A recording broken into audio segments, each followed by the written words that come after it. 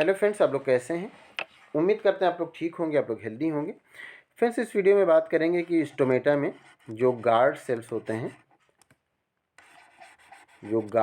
होते हैं और जो अदर एपिडर्मल सेल होते हैं,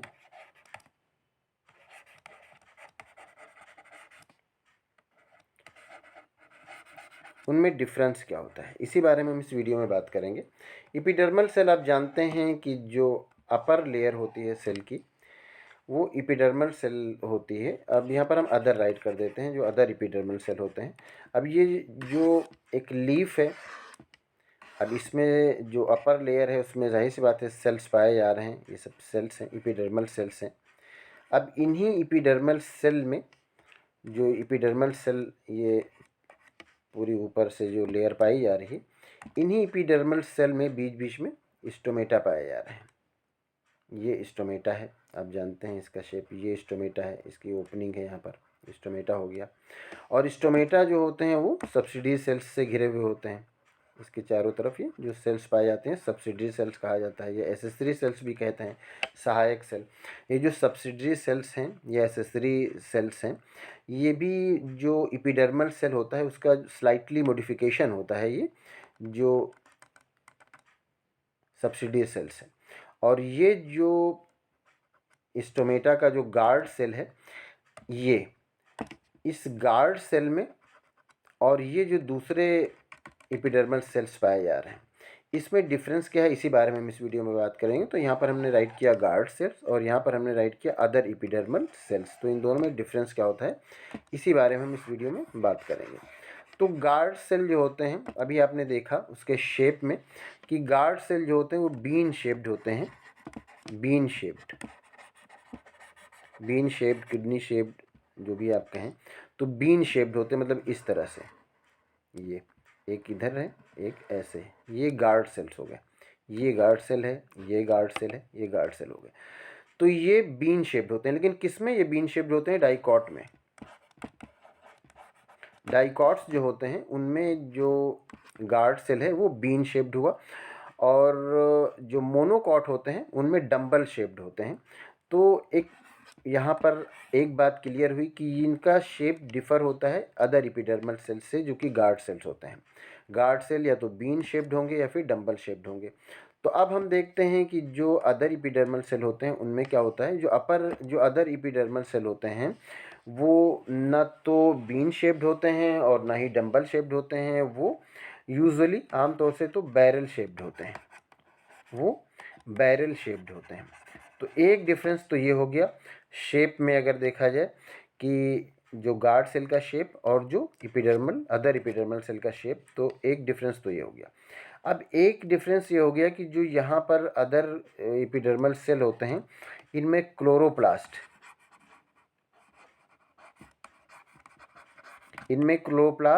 नहीं पाया जाता, इनमें क्लोरोप्लास्ट नहीं पाया जाता है जो अदर एपिडर्मल सेल होते हैं। जबकि आप गार्ड सेल्स देखेंगे तो इसमें क्लोरोप्लास्ट पाया जाता है। गार्ड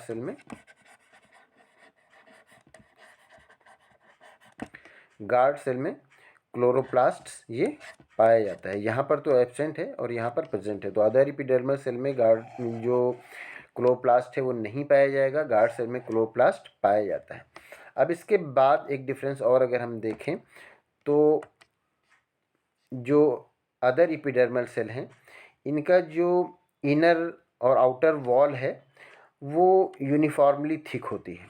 जो भी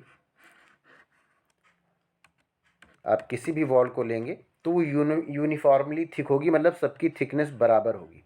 आप किसी भी तरफ देखेंगे तो सबकी थिकनेस बराबर है। लेकिन जब आप यहाँ पर आते हैं और आप देखते हैं गार्ड सेल को, स्टोमेटा को देखते हैं आप इस तरह से, तब यहाँ पर ये दो गार्ड सेल्स हैं। तो यहाँ पर अगर हम एक ही की बात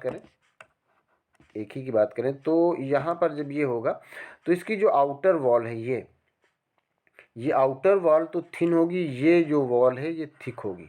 मतलब ये कि ये यूनिफॉर्मली थिकनेस इसमें नहीं होती, इनर वॉल की थिकनेस ज़्यादा होती है, या जो पोर की तरफ की वॉल होती है, अगर हम दोनों यहाँ पर ड्रॉ कर दें, इसको भी ड्रॉ कर दें दूसरा, तो जो पोर की तरफ की वॉल है उसकी थिकनेस ज़्यादा होगी और जो पोर से दूर की वॉल है उसकी थिकनेस कम होगी। ये थिक होगा, मोटा होगा, और ये थिन होगा। ये दोनों में डिफरेंस होगा।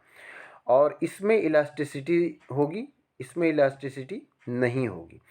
तो ये डिफरेंस होता है जो गार्ड सेल होता है और जो अदर एपिडर्मल सेल होता है। ये जो थिकनेस इसमें होती है, इससे स्टोमेटा के ओपनिंग में हेल्प मिलता है। ये इस तरफ जब खींचता है, ये जब यहाँ पर इसके अंदर वाटर आता है और ये इस तरफ खींचता है, तो फिर साथ में ये भी खींच जाता है, क्योंकि ये इसकी वॉल थिक होती है।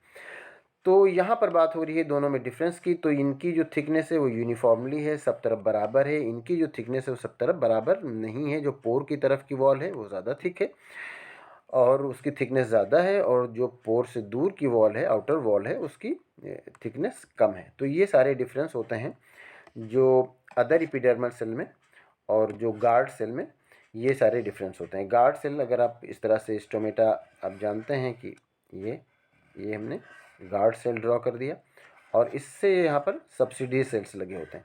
सब्सिडियरी सेल्स एक्चुअली ये जो स्टोमेटा का ओपन और क्लोज होना, तो इससे अब यहाँ पर और दूसरे सेल्स लगे हुए होंगे, जो अदर एपिडर्मल सेल्स इसके आगे के लगे होंगे, और ये पूरी लीफ इस तरह से बन जाएगी।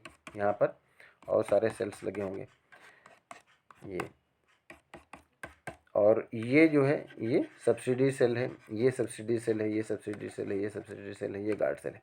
अब सब्सिडी, ये जो ओपनिंग और क्लोजिंग होती है, तो उसमें जो सब्सिडी सेल्स होते हैं ये बफर स्टेट का काम करते हैं एक तरह से। मतलब ये कि जो इसमें खिंचाव आएगा, जो कुछ भी होगा, तो यही सब्सिडी सेल्स ही उसको बर्दाश्त कर लेते हैं और दूसरे एपिडर्मल सेल पर उसका इफेक्ट नहीं पड़ता है। तो ये एक तरह से सब्सिडी सेल्स जो होते हैं वो उनका काम होता है, इस तरह से वो हेल्प करते हैं स्टोमेटा को क्लोजिंग और ओपनिंग में। तो उम्मीद करते हैं गार्ड सेल और अदर एपिडर्मल सेल्स में क्या डिफरेंस होता है, ये उम्मीद करते हैं आप अच्छी तरह समझ गए होंगे।